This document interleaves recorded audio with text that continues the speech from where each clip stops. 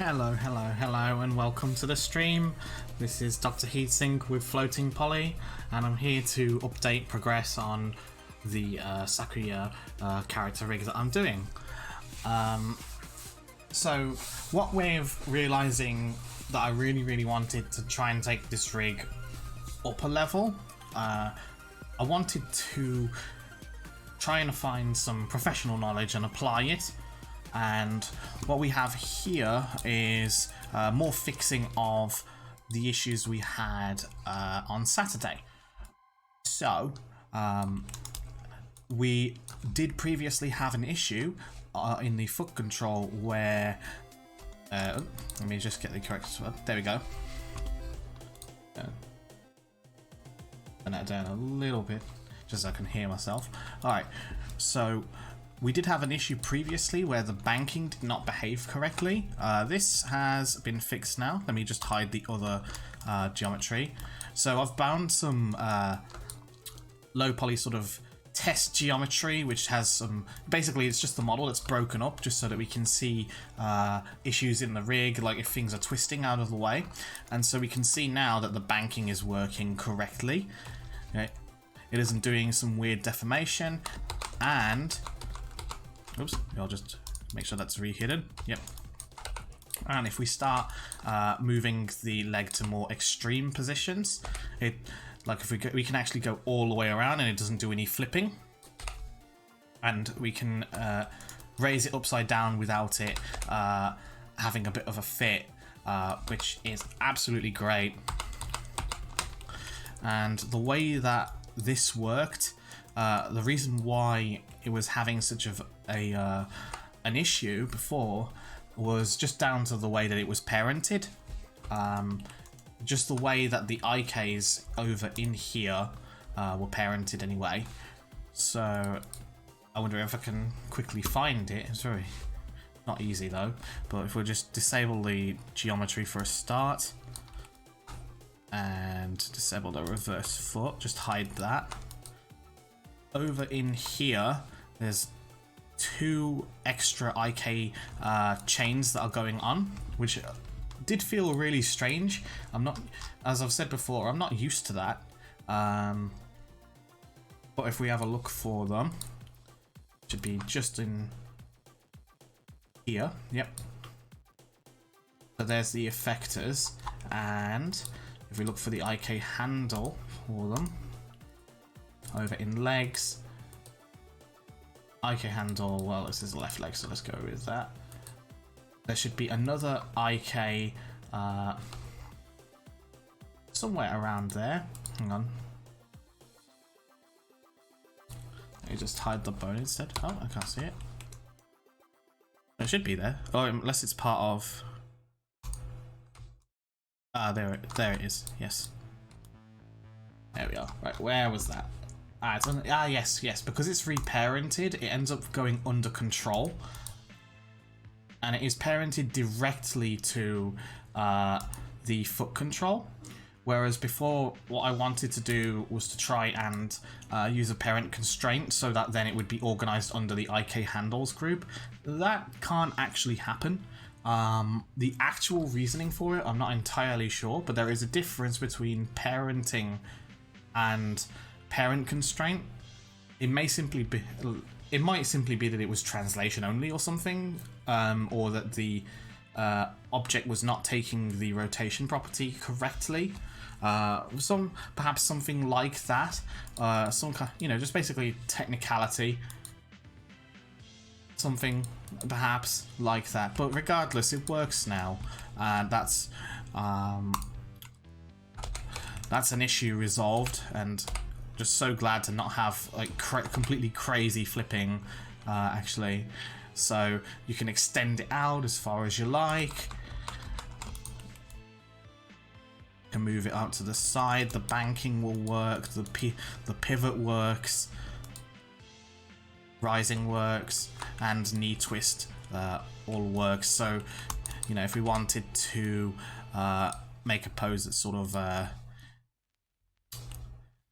like it kind of implied some level of impatience, that kind of thing, that would work. Either way, very happy that bit is essentially done. So moving on.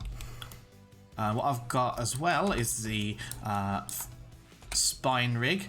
You'll notice as well when we're looking at the outliner that a lot of things seem kind of broken up at the moment, and nothing's quite in like the root. That's essentially because a lot of this is being broken away and constructed separately. And what I'm finding with this course is that this master skeleton does not necessarily all follow one root object, which is really strange to me. I've never really thought of like master skeleton construction that way. Perhaps it's different for film, where of course they don't necessarily have to care because, you know, it's just Maya or maybe V-Ray, like all of it's self-contained within Maya.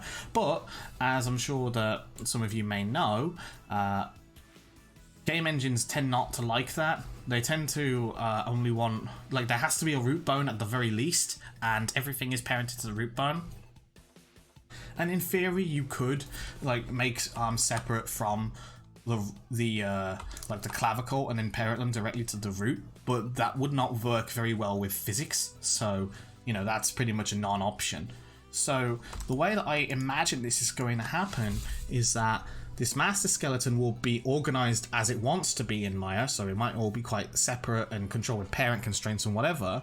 And then all of this is going to constrain an extra sort of game-ready skeleton, right? And that is what the character is going to be bound to. So, like, I think that's the way that it's going to go. So, after all, the whole purpose of a master skeleton is that it, you know, all of the other, you know, skeletons kind of fall underneath it. So that's my prediction. I'm not quite finished with it yet, but we will see. So onto the actual spine control then, and demonstrating it with the proxy geometry I've got. Okay, so we've got a control for the hips, and that's also joined with the legs, and it's manipulating the legs as well. Ignore the apron bones, don't worry about them. And we've got a control for the top side, so basically it's called chest control. It's more like it controls everything above, but you know, that's fine. And it does squash and stretch, so we can stretch it as far as we like. So if we want to make like a long cat fan art, we can. I'm sure that there's got to at least have been one person who thought to do that, but yes. Squash and stretch is really new to me for like spine rigging. I've never done that before. Well, I have, but I don't think it went particularly well. Well, this is the first time I've done it and it actually worked. And I think, yes, we've got the twist in there as well, which is bound directly to the y-axis on this control via connection manager. And a lot of this is just using expressions as well. I remember when I was the first time I was doing a spine like rig, and it was using not the expressions, but like this node editor, and it was awful. So expressions seem to be the way. And yeah, we've got a middle control as well that'll control the middle section of the spine as well. So, you know, and of course you can stretch that as far as you like for now, but hopefully we'll be able to control that a little bit more. In addition to this, the course also decided that there would be an individual hip control. Technically, that's not the way that works, at least in, you know, the human body, but it's nice to be able to control it individually. But whenever I've done it before, I always did it via a single control. So I guess there's just this, and then perhaps some corrective measures or something.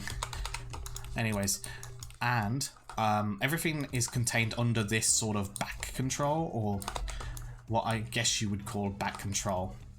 I'm just checking that's definitely zeroed. Yes. Yes, that's fine. Alright. So this control, when you move it, moves all of this stuff, and it makes things like sitting easier. So there we are. Ignore the fact that those aren't carried with it. That's all stuff that'll be attached, you know, as and when. So, and this origin is bound straight to the root. So you can actually twist that round, and it will twist the whole body around. very intuitive. These are some of the things that I didn't quite know before, so I'm really glad to have tried to do this. It's been very helpful, actually. Even though there was a lot of it that I have done before, it's never been quite done to this level of, you know, like functionality. Like I would know, for instance, to make these kinds of controls, but the scope of it wouldn't necessarily have been so easy. Like, say, for instance, you know, this like squash and stretch spine, I would never have thought to do that. I would have thought that you would actually control it via rotation, and you'd rotate from here, here, here, like it's some kind of FK chain or something. I don't know why I kind of thought that, but regardless. So that's essentially it for the changes that were made, and obviously there was there's this proxy geometry that's been made as well. Again, it's the same thing, it's just the model's being cut up. So as of course we are moving along the model, more of this proxy geometry is going to be made, but there will come a point where proxy geometry won't really be enough to rely on. Example of this being this skirt module here. So with that particular module, like this sort of part, it's going to be very interesting to see what we can learn to try and rig this, whether or not we try to use this new knowledge, or maybe there's some kind of guide in terms of bone rigging skirts. And obviously, you know, in film you would just make it a cloth object, like an end cloth or something, and deal with it that way. But in games, and yeah, you could do that in games as well, depending on what it is.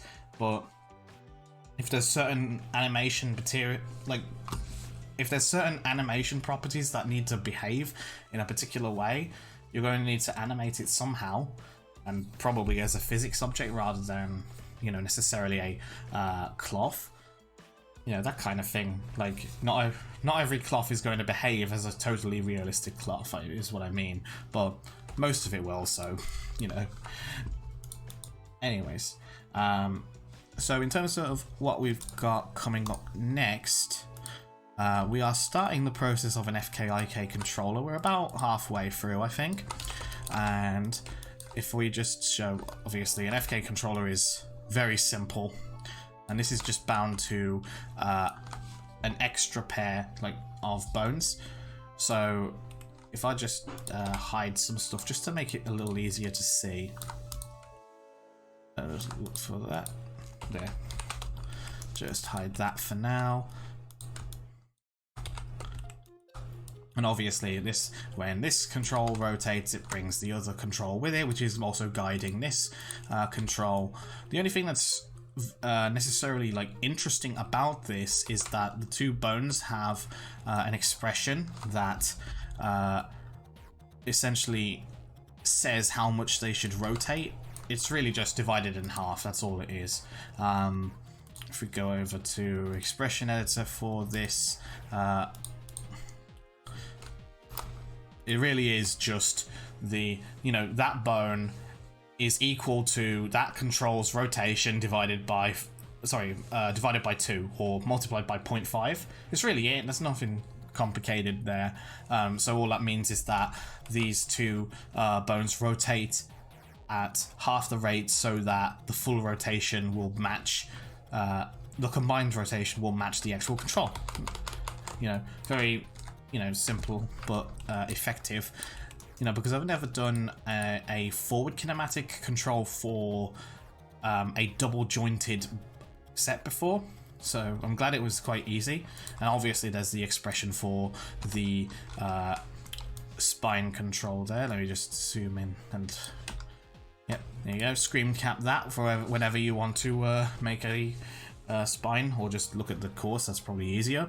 But the only thing of significance here is that the original defined length of the spine is placed here.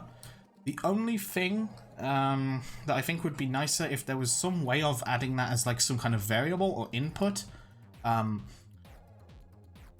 some way of basically saying that the spine's original length is this value,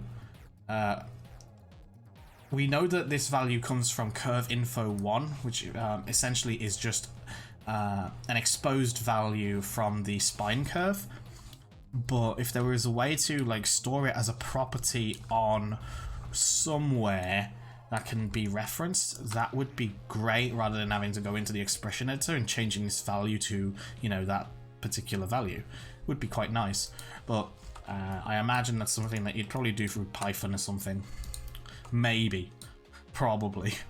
Alright, so that's the FK stuff.